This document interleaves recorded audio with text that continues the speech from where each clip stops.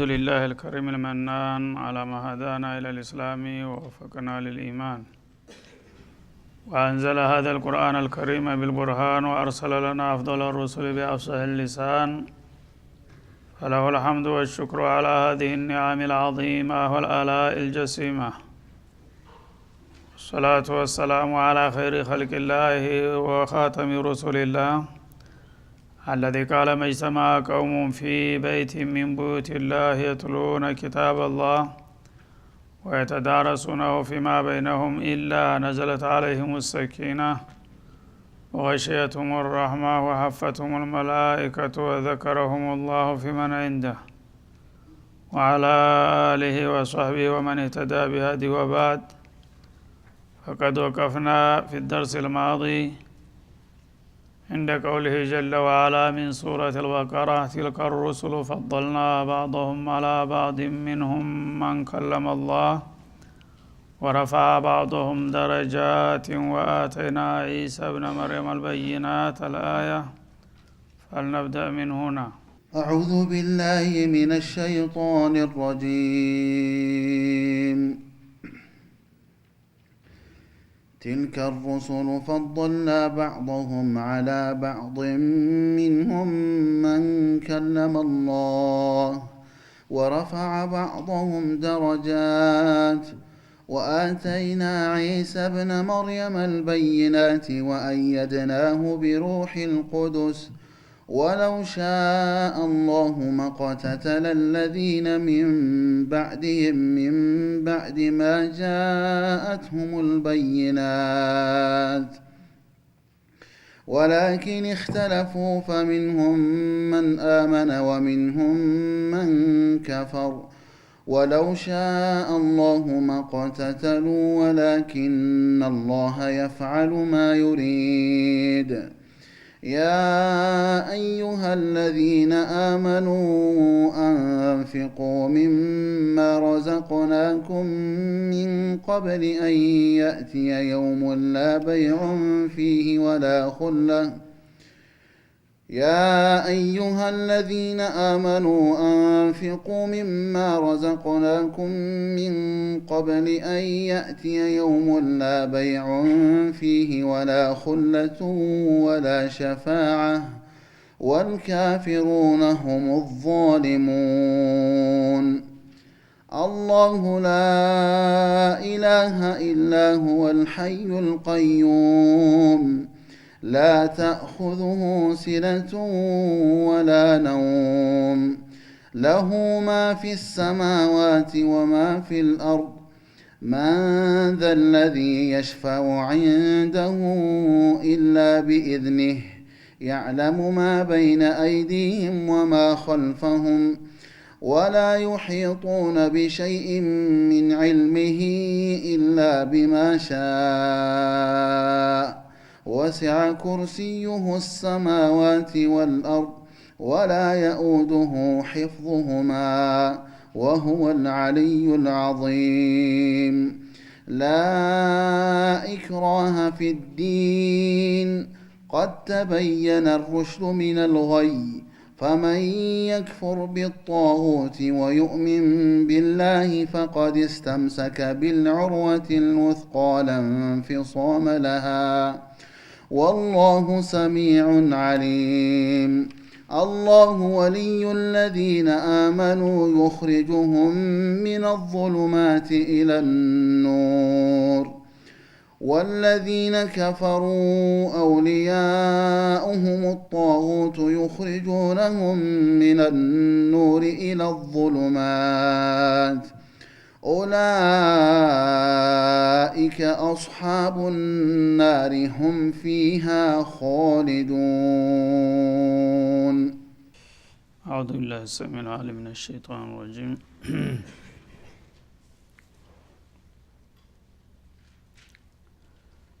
تلك الرسل فضلنا بعضهم على بعض ባለፈው አያት መቋጫ ላይ تلك آيات الله نتلوها عليك بالحق ቀደም ሲል የተለያዩ አህካም ሸሪዓ ያዘሉ የሆኑ ተከታታይ አንቀጾችን ሲያወሳ ቆይቶ ማጠቃለያው ላይ እነዚህ ቀደም ሲል በማህበራዊ ጉዳይ በተለይ ልዩ ትኩረት ሰጥተው ስለ ጋብቻ፣ ስለ ፍች፣ ስለ ዒዳ፣ ስለ ተርቢየተል አውላድ የመሳሰሉትን ለሰው ልጆች ሁልጊዜ ቋሚና ጠቃሚ የሆኑ ህግጋቶችን አላህ ሱብሓነሁ ወተዓላ እንዳስቀመጠ እምቲናን ሲሆን እነዚህ ቀደም ሲል የተጠቀሱት የአላህ አንቀጾች ነትሉሃ አለይከ ቢልሐቅ እኛ በትክክል ባንተ ላይ እናነብና እናቀርብልሃለን ብሎ በቀጥታ ተረበል ዓለሚን የተወረዱ ህግጋቶች መሆናቸውን አረጋገጠ ለነብዩ አለይሂ ሰላቱ ወሰላም። ወኢነከ ለሚነል ሙርሰሊን አንተም እነዚህን የመሰሉ የተዋጣላቸው ህግጋትና ደንቦችን ሳትጽፍ ሳታነብ ከማንም ሳትማር በዚህ መልክ ለማቅረብ መቻልህ ከመለክተኞች መሆኑን ያረጋግጣል። እኔ ባላስተምርህ ኑሮ እነዚህን ሁሉ ዓለም አቀፍ ህግጋቶች ማን ነበር ሊነግርና ሊያስተምርህ የሚችለው በማለት የነብዩንም ንቡዋ መሰከረላቸው እና ከመለክተኞች ነህ ሲል ከዛ ጋር በማያያዝ ነው አሁን የሚነሳው ማለት ነው። እንግዲህ ነብዩን አለይሂ ሰላቱ ወሰላም አላህ በተለያዩ አያቶች በተደጋጋሚ እሱ ከዓለም ህዝቦች መካከል እንደመረጣቸውና ለዚህ ድል እንዳበቃቸው እያረጋገጠ ነው። አሁንም እንደተለመደው ወኢነከ ለሚነል ሙርሰሊን በኢና አክዶ አንተ በእርግጥ ወላሂ ላሚቱ ራሷ እቺ ላመልቀሰም ሞጥያተል ቀሰም ናት፣ መሐላን ትጠቁማለች ማለት ነው። ወዒዘቲ ወጀላሊ በክብሬ በግርማዬ እምላለሁኝ አንተ ከመለክተኞች አንዱ ነህ አላቸው ማለት ነው።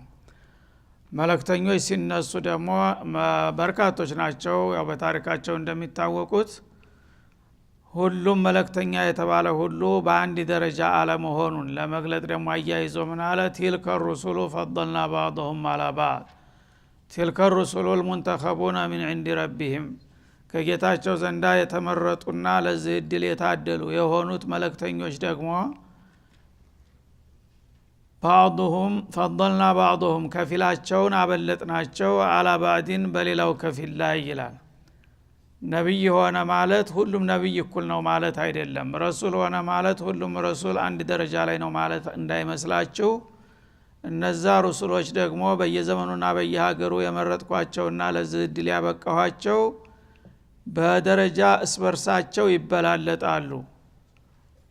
መጀመሪያ በጥቅሉ አላህ ከህዝቦች መካከል የመረጣቸው በመሆኑ ከሌሎቹ ምርጥ ናቸው ማለት ነው። እስበርሳቸው ደግሞ በሚታዩ ጊዜ አንዱ ከሌላው በተለያየ ማዕረግና ክብር የተበላለጡ ናቸው። የአላህ ፍቃዱ ሆኖ አንዱን ከሌላው አብልጦታል ማለት ነው። እና ነብይ የተባለ ሁሉም አንድ ደረጃ ነው አይባልም። ሚንሁም መን ከለመ አላህ እና በምንድነው ያበላለጣቸው ብትሉ በተለያየ ዘርፍ ነውና ለምሳሌ ያህል ለናሙና ለመጥቀስ ቢፈለግ ከሩሱሎች መካከል አላህ ሱብሓነሁ ወተዓላ ሙባሸረተን በቀጥታ ያናገራቸው ይገኛሉ ይላል። አብዛኛዎቹ ነብዮች በጅብሪል አማካይነት ነው የሚያናግራቸው እንጂ ቀጥታ ያናግራቸው። ግን አንዳንዶቹን ለየት ያለ ክብርና ማዕረግ ሲሰጣቸው ጅብሪል ከመካከል ወጥቶ በቀጥታ ረብል ዓለሚን ያናገራቸዋሉ ማለት ነው። እንደ ነብዩላህ ሙሳ አለይሂ ሰላም እና እንደኛ ነብይ ማለት ነው። ወከለመ አላሁ ሙሳ ተክሊማ እንዳለው ሙሳ አለይሂ ሰላም በሲና በረሃ አላህ በቀጥታ አናግሯቸዋል። ያንን እንግዲህ ተሌሎቹ ነብይ ከቀዳሚ ነብዮች ሁሉ የበለጡ መሆናቸውን ያመለክታል ማለት ነው። ሌሎቹን ጅብሪል ልኮ በጅብሪል አማካይነት እንዲበለው እያለ በሰማ በለው ነው። ሙሳን ግን በቀጥታ አንዴ ብቻም አይደለም በተደጋጋሚ አናግሯቸዋል ማለት ነው። ይሄ ከሌሎቹ ነብይ ለየት ያለ ክብርና ማዕረግ ለሙሳ የሰጠ መሆኑን ያመለክታል ማለት ነው። ወረፋ ባዕضሁም ደረጃቲን ከፊሎቹን ደግሞ በአንድ ደረጃ ብቻ ሳይሆን ድርብርብ በሆኑ ደረጃዎች ከፍ አድርጓቸዋል ይላል። ሚስለከ እንዳንተ አይነቱ ለማለት ነው የኛ ነብይ አለይሂ ሰላቱ ወሰላም። እና እንግዲህ አብዛኛዎቹ ነብይ የሚለያዩት በሁለት ነጥብ ወይ በሶስት ነጥብ በአንድ ነጥብ ሊሆን ይችላል ማለት ነው። አንዱን ደግሞ ከነሱ መካከል በጣም በርካታ በሆኑ ማዕረጎችና ነጥቦች አብልጠነዋልና አልቀነዋል ይላል። ነብዩናችን መሐመድ አለይሂ ሰላቱ ወሰለም ለዚህ ደረጃ የበቁት በሁላቸው ምስክርነት የመጨረሻው አለቃችን መጨረሻ ላይ ነው የሚመጣው እያሉ ሁላቸው መስክረውና ተንበየው ነው የሄዱት ማለት ነው። እና اجتمعت فيه فضائل الاعمال ومحاسن الخصال በነብዩ መሐመድ ላይ አለይሂ ሰላቱ ወሰለም በማንኛውም ነብይ ላይ ተበትነው የቆዩት መልካም ስነ ምግባራትና ሰናይ ስራዎች ሁሉ ተጠቃለውና ተሟልተው የተገኙት እሳቸው ላይ ነው። የቀደሙ ነብዮች የተለያየ ደረጃዎች አሏቸው። የነዛን ሁሉ ደረጃ ባካተተና ባጠቃለለ መልኩ ነው ለመጨረሻው ነብይ ድሉን ያሸከመው ማለት ነው። وكان فضل الله عليك عظيما ይላል ሌላው ቦታ ላይ የአላህ ትሩፋት ባንተ ላይ በጣም ግዙፍ ነው፣ እንደሌላው ቆንጠር አድርገን ሳይሆን ገምደል አድርገን የሰጠንህ ይላቸዋል ማለት ነው። እና በዛ አጋጣሚ አንተ የነብያት ወይም የሩሱሎቹ አባል ነህ ማለት ብቻ ሳይሆን አለቃቸው ነህ፣ ከነሱም በብዙ ደረጃ የምታጥፋቸው አድርገን ነው የላክንህ ሲል መሰከረላቸው። ወአተና ዒሳ ኢብነ መርየም አልበይናት እንዲሁም ደግሞ ለየት ባለ ማዕረግ ከተመረጡት አንዱ ዒሳ ኢብኑ መርየም ናቸውና እሳቸውም ትልቅ ደረጃ ላይ እንደሆኑ ይጠቅሳል ማለት ነው። የመርየም ልጅ የሆነውን ዒሳን ግልጽ የሆኑ ተአምሮች ሰተነዋል ይላል። እና ነብዩላህ ዒሳ ካፈጣጠራቸው ጀምሮ ለየት ያለ ባህሪ አላቸው። ያላባት ነው አላህ Subhanahu Wa Ta'ala በቀጥታ የፈጠራቸው። ስለዚህ ባነሳቸው ቁጥር ዒሳ ኢብኑ መርየም ብሎ ነው የሚሰይማቸው። አባት የላቸውምና ወደ እናታቸው ነው የሚነሰቡት ማለት ነው። እና የመርየም ልጅ ዒሳንም እንደዚሁ ተሩሱሎች ነው፣ ከተራ ሩሱሎች ሳይሆን በጣም ለየት ያለ ክብርና ማዕረግ ካላቸውና በርካታ ሙዕጂዛዎች ከተሰጡት አንዱ ነው በማለት ይመሰክራል ማለት ነው። እሳቸው ከተሰጧቸው ሙዕጂዛዎች ለምሳሌ ያህል አንዳንዶችን ለመጥቀስ ቢፈለግ ወአየድናሁ ቢሩሂል ቁዱስ ይላል። በሩሃል ቁርስ አጠንክረነዋል። ሩሃል ቁርስ የሚለው አነጋገር ሁለት አይነት ትርጉም ይኖረዋል። በሁለቱም መልኩ የዒሳ ማዕረግ መሆኑ ታውቋል ማለት ነው። አንደኛው ሩሃል ቁርስ ማለት ቁወተል ኢማን ተብሎ ተፈስሯል። የኢማን ጥንካሬ አላህ Subhanahu Wa Ta'ala ከሌሎቹ ላቅ ያለ የኢማን ጥንካሬ ሰጥቷቸዋል ዒሳ ማለት ነው። በነብይ ደረጃ እንኳን ኢማን የቂናቸው ይበላለጣል እና ዒሳ ሩሃል ቁርስ ቁወተል ኢማን አላህ Subhanahu Wa Ta'ala ሰጥቷቸዋል ማለት ተፈስሯል።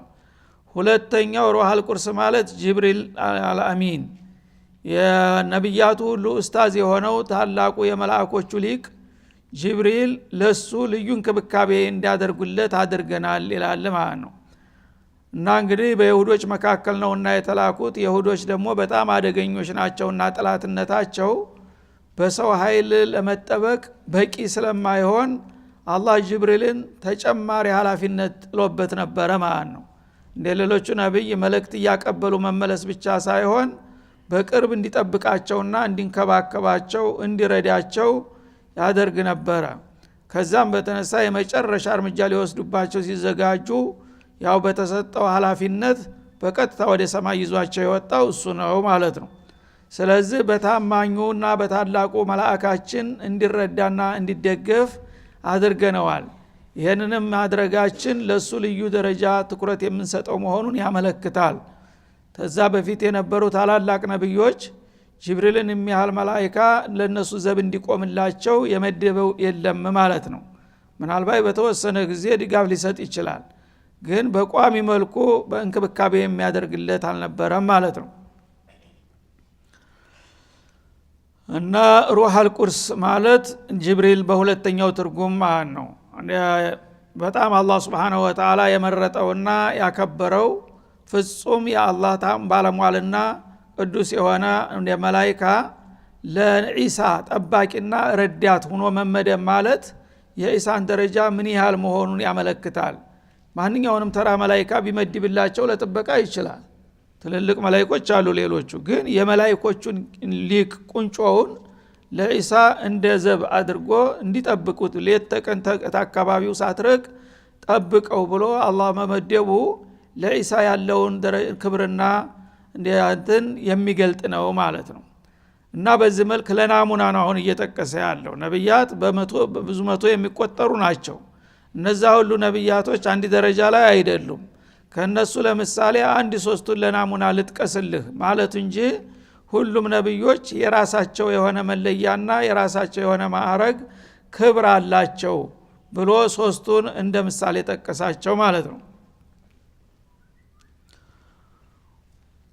ወለው ሻአ አላህ እና አላህ ስብሓንሁ ወተዓላ ቢፈልግ ኑሮ መቅተተለ ለዚነ ሚን ባዕድህም ከእነዚህ ነቢያት በኋላ ቀጥለው የመጡት ህዝቦቻቸው ባልተጋጩና ባልተጋደሉ ነበር ይላል።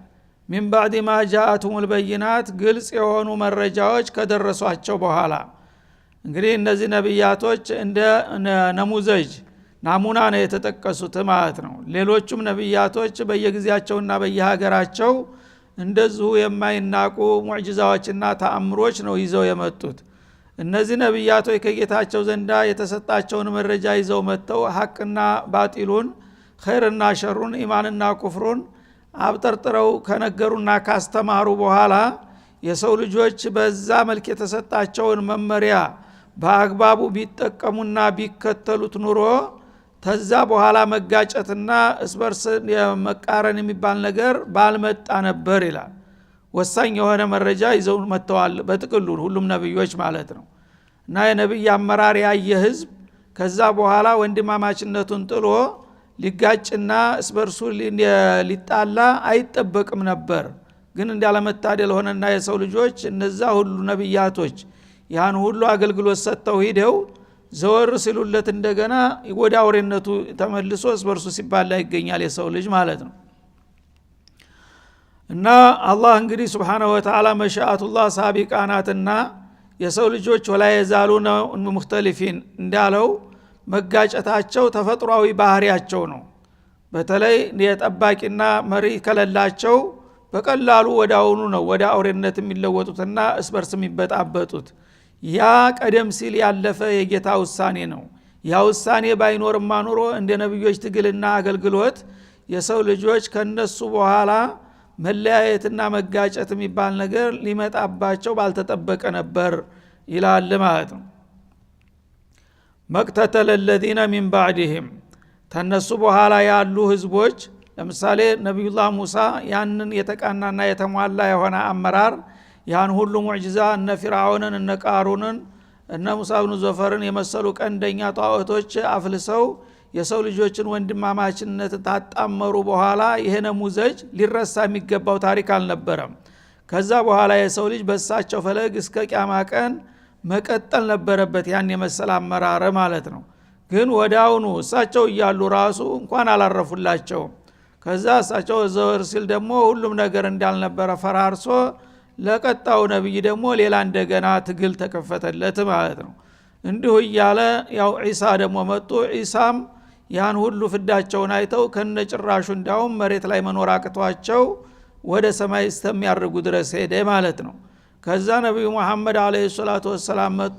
እሳቸው ምልክ አስፈጅ ሆነን ከፍተኛ ትግል አድርገው እርግጥ የተወሰነ ምርታ ቢያሳዩም አሁንም የእሳቸው ተከታይ እንደሳቸው አመራርና ትተውላቸው እንዲሄደው ቅርጽ ቢሆን ኑሮ በምድር ላይ እስበርሳቸው መጋጨትና መጣላት ብሎ መጋደል ባልተጠበቀ ነበረ ማለት ነው። ላ ተርጅዑ ባዕዲ ኩፋረን የድሪቡ ባዕድኩም ሪቃበ ባዕድ ብለው ልዩ የሆነ ማስጠንቀቂያም ከመስጠታቸው ጋራ በሐጀተል ወዳዕ ላይ እኔ እንግዲህ ሪሳላውን አድርሻለሁ፣ ከዛሬ በኋላ እናንተ ጋር ብዙ ሰነብት አይመስለኝም፣ እኔ በህድ መመሪያችሁን ይዤባቸው አልሄድኩም፣ ሁለት ነገሮችን አስጨብቻቸዋለሁ፣ ኪታብ አላህ ወሱነቲ እና ለንተዲሉ ማተመሰክቱም ብሄ ባዕዲ። እነዚህን ነገሮች አጥብቃችሁና ነክሳችሁ በያዛችሁ ቁጥር ከኔ በኋላ ወደ ስተት አትመለሱም። እነዚህን መመሪያዎች ከለቀቃችሁ ግን አሁንም ወደ አውሬነታችሁ ልትመለሱ ትችላላችሁና አደራ ከኔ በኋላ ይህን ሁሉ ድካሜን ከንቱ አድርጋችሁ እንደገና ወደ ለመዳችሁት ከሃዲ ባህሪ እንዳትቀለበሱ። ያ ከሆነ እስበርሳችሁ መጨፋጨፍና መተላለቅ ይቀጥላል ብለው አስጠንቅቀው ነበረ። ያ ሁሉ ማስጠንቀቂያ ጆሮ ዳባ ተብሎ ይኸው ዛሬ ያለበትን ሁኔታ ሁላችሁም የምታዩትና የምታውቁት ነው ማለት ነው። እና የሁሉ ነገር ምንም አደራ ቢባል የአላህ መሺአ ያለፈበት ነገር አይቀርም። اذا جاء القدر عمي البصر ይባላል። አላህ የሰው ልጆችን ሁሉ ጊዜ እንዲመከሩ እንዲዘከሩ ወደ መስመር እንዲመለሱ ያደርጋል። ግን የሰው ልጆች በተፈጥሮ ስሜታቸው ደግሞ ትንሽ ውሃ ታገኙ ያለ ብዙ ጊዜ የተለፋበትን ተጨባጭ መረጃ ትተው እንደገና በሰይጣን መመሪያና ምክር ወደ ኋላ መቀልበሳቸው ያለ ጉዳይ ነው።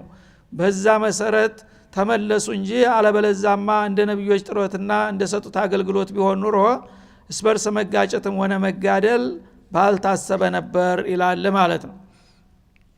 እና በተቻለ መጠን ይሄንን አውቃችሁ አሁንም ከስተታችሁ መመለስና ነብዮቻችሁ ወደ ዘረጉላችሁ መስመር መጠቃለል ይጠበቅባችኋል መዳን ከፈለጋችሁ በዱንያም በአኺራም ማለቱ ነው። من بعد ما جاءتهم البينات በሁሉም ነብያቶች በኩል እነሱ አላህ የመረጣቸውና የመረቃቸው መሆናቸውን ተጨባጭ የሆኑ መረጃዎች እንደገና ከሱ ይዘውላቸው የመጡት መመሪያዎች ለዲናቸውም ለዱንያቸውም ለአካላቸውም ለመንፈሳቸውም ፍቱን የሆኑ መፍትሄዎች መሆናቸውን የሚያረጋግጡ መረጃ ተተጨበጠ በኋላ እንደገና ወደ ኋላ መመለስ ባልተገባቸው ነበር። ወላኪን اختلفوا للاسف الشديد ግን የሁሉ ጥረት ተደርጎ የሰው ልጆች አሁንም መናቆርና የስበርሳቸው መጓተት መጨቃጨቃቸውን ቀጠሉበት ይላል ማለት ነው። فمنهم من آمن እንዴት ብለው ተለያዩ ታልከኝ ከነሱ መካከል ያው እምነትን የተቀበለና የተከተለ ሊቀጥልም የሚሞክር አለ። ያ አላህ የወፈቃቸው ከዛ ጀምረው አሁንም የእምነትን መስመር ብዙ ሳይርቁ ያንን እምነታቸውን ይዘው ለመቀጠል የሚሞክሩ አሉ። ወሚንሁም መን ከፈር ከነሱም ደግሞ ክህደትን የመረጠ አለ። ይህ እምነት የሚባለው ሃይማኖት የሚባለው ኋላ ቀር ነው በሚል ፈሊጥ ፈጥሮ ሰይጣን ጋር ወግኖ እንደገና እነዛን አማኞቹም ተንድርገጥ መጥፋት አለባቸው በማለት በእነሱ ላይ ዘመቻ በመክፈት እነሱን ሰላም የሚነሳ አለ ማለት ነው። በተቃራኒው ደግሞ በጥባጭና አስጨባሪ የሚላቸው እሱ ነው ማለት ነው። እሱ ነው ህገ ወጡ ከአላህ ከጌታ ፍቃድ ያፈንግጦ ኩፍርን የመረጠው። ግን ጉልበትና አፍ ያለው እንደፈለገ እንትላልና ሁሉም በእጁ ስለሆነለት እነዚህን ከአላህ መመሪያ ምርቀን አንሄድም እባካችሁ እምነታችንን ይዘን እንቀጥል ከፈለጋችሁ እናንተ የመረጣችሁትን ይዛችሁ ሂዱ ቢሉ አይደለም በመድር ላይ አንድነት መስፈን አለበት አንድነቱ በሰይጣን መንገድ መሆን አለበት ብለው ሽንጣቸውን ገትረው የሚከራከሩና ይሄው ሰላምን የሚነፍጉ አሉ ማለት ነው። በተቀራኒው ግን ስም የሚያጠፉት እነሱ ናቸው። በመድር ላይ ሰላም እንዳይሰፍን አሸባሪ እያሉ ለአማኞቹን የሚወነጅሉት እነሱ እንደገና በተገላቢጦች ቅዱሳን ሆነው ማለት ነው። ይሄ ነገር እንግዲህ አላህ ቀድሮታልና አይቀርም። አላህ ባይሻ ኑሮ ግን አላህ Subhanahu Wa Ta'ala በአንድ መስመር ሊወስዳቸው ይችል ነበር እንደ መላእክቶች ማለት ነው። فمنهم من آمن ከነሱ ያመነና በዛው በእምነቱ ለመቀጠል የሚፈልግ ሲኖር ወሚንሁም መን ከፈር ከነሱ ደግሞ በተለይም ነብዮች ዘወር ታሉላቸው በኋላ ሜዳው ባዶ ስለሆነላቸው ኩፍራቸውን ይዘው የሚያቀራሩ ብዙዎቹ ናቸው ማለት ነው። እና አማኝ እንዳውም በምድርገጥ መኖር የለበትም አማኞች ካልጠፉ የምንመኘው አመራር አይሰምርም የሚሉት ብዙዎች ሆነዋል ማለት ነው። ወለው ሻ አላሁ መቅተተሉ እና አላህ Subhanahu Wa Ta'ala ይሄን መጋጨትና መዛራጣታቸውን ባይሻ ኑሮ እንደዚህ ባልተጋደሉና ባልተናቆሩ ነበር ይላል ማለት ነው። ግን ጌታ ቀድሮታል። ገና መጀመሪያ ሳይፈጠሩ በፊት ያው ለጀሃነምም የሚበቃሽን ፈጥርልሻለሁ ለጀነትም የሚበቃሽን አረግልሻለሁ ብሎ መድቧልና ያን ቃል ኪዳኑን ለመሙላት ሲባል ግራና ቀኝ ሁለት ተቃራኒ አቋም ያላቸው ህዝቦች መኖር የማይቀር ጉዳይ ነው ማለት ነው።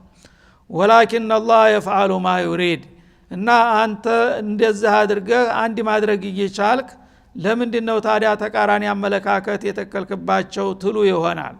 ይሄ ጥያቄ መልስ አይሰጠውም ይላል።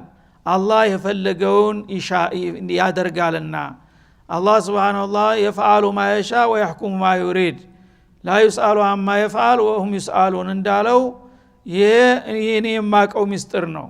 ለምን ለያያቸው ብላችሁ አትጠይቁኝ። አላህ የሻውን ነገር ይሰራልና ያው በቀደሩ መሰረት ማድረግ ያለበትን አድርጓል። እናንተ ደግሞ በበኩላችሁ ማድረግ ያለባችሁን ለራሳችሁ የሚበጃችሁን መምረጥ ነው እንጂ ያለባችሁ በእኔ ስራ ጣልቃ ገብታችሁ ለምን እንዲህ አላረክም ለምን እንዲህ አደረክ ልትሉኝ አይገባችሁም። ምክንያቱም አላህ ኻሊቅ السماوات والارض ዓሊም الغይብ والشهادة እንደመሆኑ መሆን ያለበትን ነገር ያደርጋል። የሱ ውሳኔ ደግሞ በፍጡሮች አይገመገምምና አይተችም ይላል ማለት ነው። ስለዚህ እንግዲህ አላህ Subhanahu Wa Ta'ala የራሱን ስራ ሰርቷል፣ የራሱን ውሳኔ ሰጥቷል። ሰዎች ፍጡር እንደመሆናቸው ግን ይህንን መመሪያ ሰምተው በተቻለ መጠን ራሳቸውን ለማስተካከል መሞከር ነው ያለባቸው እና አላህ የወሰነው አይቀርም ብሎ ደግሞ ዝም ብሎ ሰይጣን እንደነዳው መነዳትም የለበትም ማለት ነው። ኸይርና ሸርን ግልጽ አድርጎ አስቀምጧል። ኢማንና ኩፍርን ውስጥ ከውጤቱ ቁጭ አድርጓል። ያን ነገር መመሪያን ተጠቅመህ አንተ ለራስህ የሚበጅህን መሻት እስበርስ መመካከር መረዳዳት የቻልከውን ያህል አድርግ። በራስ ዙሪያ ስራ ማለት ነው። በኔ ስራ ጣልቃ አትግቡ። የቀደሩን እኔ ምን እንደወሰንኩባችሁ በሂደትና በዘለቄታው ነው እንጂ የሚታወቀው ማንም ሰው አያውቅም። ያንዳንዱ ሰው የመጨረሻ ፍጻሜው ምን እንደሆነ አያውቅም፣ በአላህ እጅ ነው ያለው። ግን መስራት የሚገባውን ነገር ያውቃል አንድ ሰው ማለት ነው። ጌታ ምን ብሰራ ይወደኛል፣ ምን ብሰራ ይቀየመኛል የሚለውን ግልጽ አድርጌላችኋለሁ። ያ መመሪያ ተጠቅማችሁ በዛ ዙሪያ የምትችሉትን አድርጉ።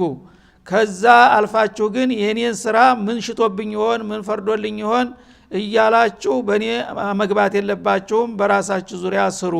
ከዛ በኋላ ሁሉንም የሥራ ውጤቱን እሰጠዋለሁ ነው የሚለው ማለት ነው። ስለዚህ ቀደሩ ባጭሩ የአላህ ምስጢር ነው። በጌታ ምስጢር ማንንም ሰው ጣልቃ መግባት አይችልም፣ ስለሱ መተቸትም አይገባውም። በራስ በኩል ግን ማድረግ የሚገባህን ነግሮሃል። ያን ነገር ለማድረግ ከቻልክ ሞክር፣ ካልቻልክ ደግሞ የምትችለውን አድርገህ ከዛ በኋላ አንተ ጌታዬ ነህና የፈለከውን ማድረግ የምትችለው ለአንተ ነው ብሎ ለሱ መተው ብቻ ነው ያለብህ ማለት ነው። هذا وصلى الله وسلم على النبي وعلى اله